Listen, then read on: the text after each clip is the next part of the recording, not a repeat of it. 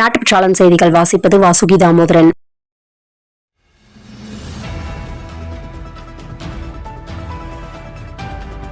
போக்குவரத்து சிக்னலை மதிக்காமலும் விதிமுறைகளை மீறியும் வாகனங்களில் செல்பவர்களுக்கு சென்னை, கோவையை போல மதுரையிலும் 2ANPR கேமராக்கள் நீண்ட சாலைகளில் உள்ள சிக்னல்களில் பொருத்த திட்டமிடப்பட்டுள்ளது. அதன்படி KK நகரில் உள்ள MGR சிலையில் இருந்து மாட்டுத்தாவணி, சிம்மக்கல் அல்லது காலவாசல் சாலைகளில் விரைவில் பொருத்தப்பட உள்ளது. இதன் மதிப்பு 18 லட்சம் ஆகும். 2024-2025 கல்வியாண்டிற்கான அரையாண்டு தேர்வுகள் +1 +2விற்கு தொடங்கின. ராமநாதபுரம் மாவட்டத்தில் கல்வித்துறையின் சார்பில் தமிழ் தேர்வுக்கான வினாத்தாள்கள் மாணவ மாணவிகளுக்கு விநியோகிக்கப்பட்டன. இதில் ஏராளமான எழுத்து பிழைகளும் சொற்பிழைகளும் இருந்தன. சில கேள்விகளுக்கு அர்த்தம் புரியாமலும் அதற்கு என்ன பதில் எழுதுவது என்று தெரியாமலும் மாணவர்கள் விழித்தனர். தாய்மொழியான தமிழ் வினாத்தாள்களில் இந்த தவறான நடவடிக்கை மாணவர்கள் மட்டுமில்லாமல் கல்வியாளர்களையும் அதிர்ச்சியடைய வைத்தது. எழுத்து பிழைகளுடன் கூடிய கேள்வித்தாள் சமூக வலைதளங்களில் பரபரப்பை ஏற்படுத்தி வருகிறது.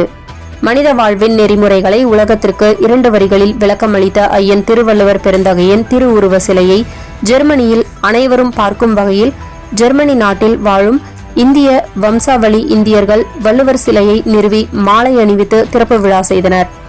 அமெரிக்க டாலருக்கு எதிரான இந்திய ரூபாயின் மதிப்பு வரலாறு காணாத அளவு சரிந்துள்ளது.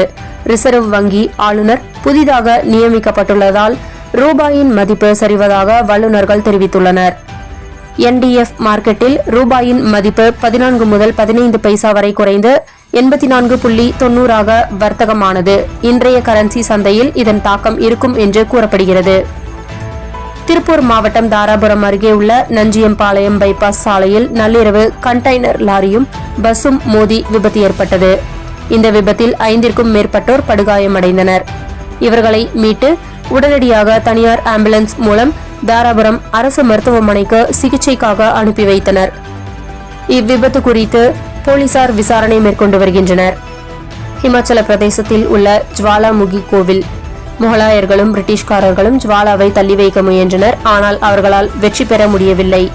நாசா விஞ்ஞானியால் கூட எங்கு எரிகிறது என்று ஆதாரம் கண்டுபிடிக்க முடியவில்லை. இந்த 9 ஜோதிகள் நவதுர்க்கைகளை குறிக்கின்றன மற்றும் இயற்கை அகண்ட ஜோதிகள் பல நூற்றாண்டுகளாக எண்ணெய் இல்லாமல் தொடர்ந்து எரிகின்றன. நீ வாழ பிறரை கெடுக்காதே, தான் வாழ்வதுடன் பிறரையும் வாழவிட வேண்டும் என வலியுறுத்தி டிசம்பர் 10ஆம் தேதி சர்வதேச மனித உரிமைகள் தினம் கடைபிடிக்கப்பட்டு வருகிறது.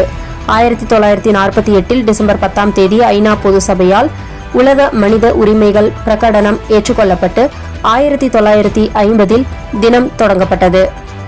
நமது உரிமை நமது எதிர்காலம் இப்போது என்பது இந்த நாட்டின் மைய கருத்தாகும்.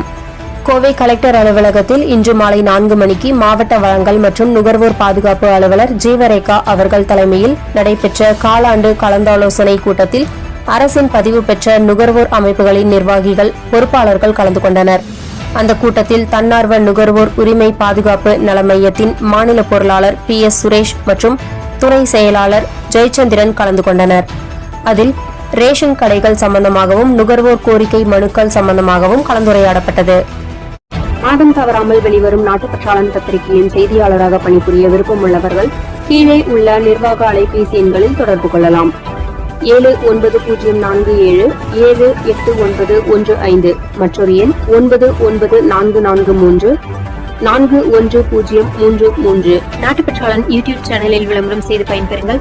நமது நாட்டுப்பற்றாளன் செய்திகளை அறிந்து கொள்ள யூடியூப் சேனலை சப்ஸ்கிரைப் செய்யுங்கள்.